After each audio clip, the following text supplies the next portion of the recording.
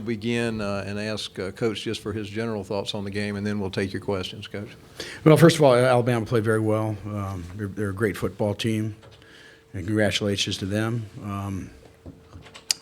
Thought that we made a run at it in the third quarter when we got a touchdown, a field goal, and then they answered with a 65-yard drive, and we went out and punted, and then they got a 90-yard drive, and so they responded really like you want a football team to do, and so I'm disappointed how we played, and I got to do a better job. All right, we'll take your questions if you'll raise your hand, and we'll get one of the floor microphones to you. Let's just start right here in the center aisle.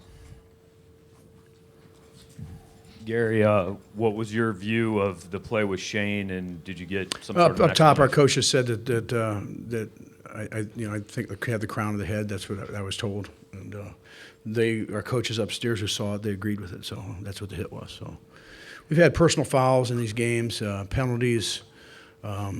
We've had them the last 3 or 4 weeks also, and you get in big games like this, and it's not very good. I mean, it's not. I'm responsible for that. I mean, we had other penalties in the game that hurt us, and you play a good team like this, you do those kind of things, that you're gonna pay for it, and we did.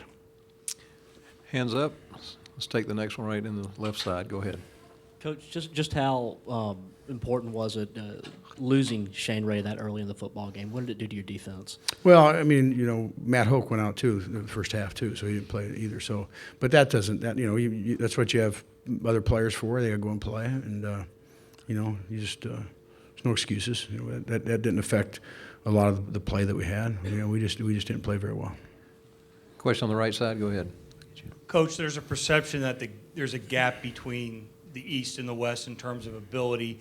You've been to this game twice now in a row. You've lost this game twice in a row. Is that perception reality? I know it's cyclical, but how big is the gap? I like being in the league, and I like and certainly I play whatever our schedule is every year, and I think it's a great league, and that's my answer. Another question on the right. Go ahead. Gary, the way Alabama was able to kind of shut down your running game and force you to just throw it, I mean, was that something you were a little concerned about coming in, that they might have the kind of defense that could really take? Yeah, we expected to do a little bit better, but I think you gave them credit. They're a very, very good run defense, and they do a good job. So I think I give them credit. I wish we could have run the ball better, but we didn't. Question on the right. Go ahead. Middle. Gary, it's still a raw feeling after a game, but I just wonder if are you able to have some context on the season? It wasn't necessarily a season where people would have expected you to be here, yet the game ends up being, numerically anyway, a hard loss. Yeah, this is not the time, really. I mean, I'm really disappointed how we played. We played a great football team. You play a great football team, you got to play well. And they're going to make plays, you got to make plays. And I'm responsible for how my team plays. Having penalties, having a turnover, it's just very disappointing. Another question on the right. Gary, obviously a very big game for Jimmy Hunt. Did you expect to get him this involved in the game plan?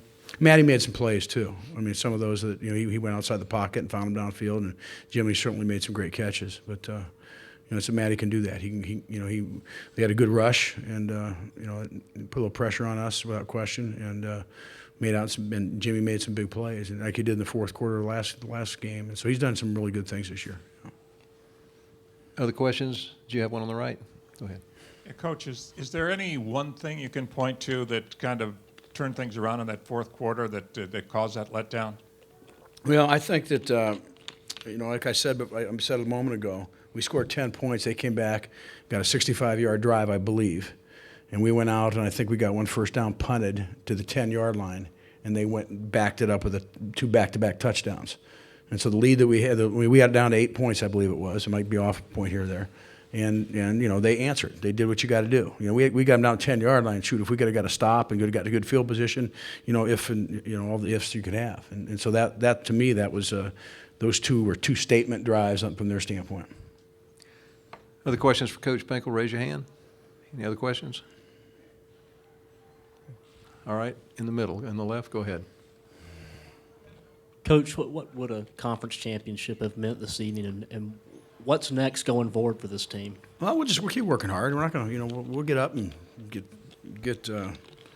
brush the dirt off and get back to work, like we always do. It's not the end of the world, but certainly, I've been coaching 4 championships and haven't won one, so I'm responsible for that. Question on the right. Coach, you got it down to 21-13, and what do you feel like happened from that point?